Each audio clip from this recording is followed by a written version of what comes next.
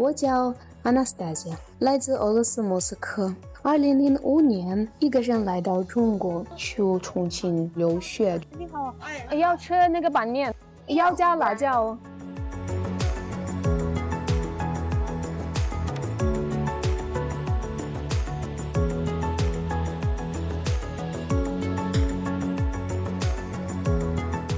在佛山已经过了2多年了，和他那个吃鸡肉，然后喝凉茶，这个我都喜欢。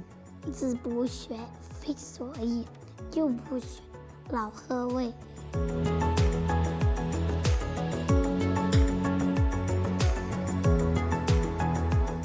语言是文化的基础，你学语言，你就更好理解这个国家的文化。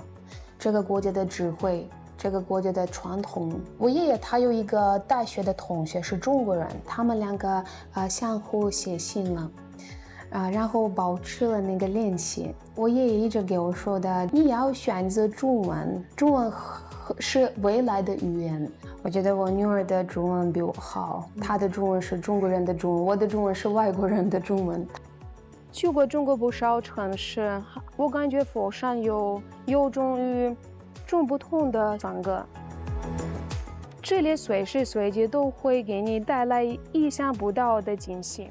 所以如果你问我为什么爱中国、尊重中国，因为中国给了我那么多的机会，那么多朋友们，丈夫、女儿。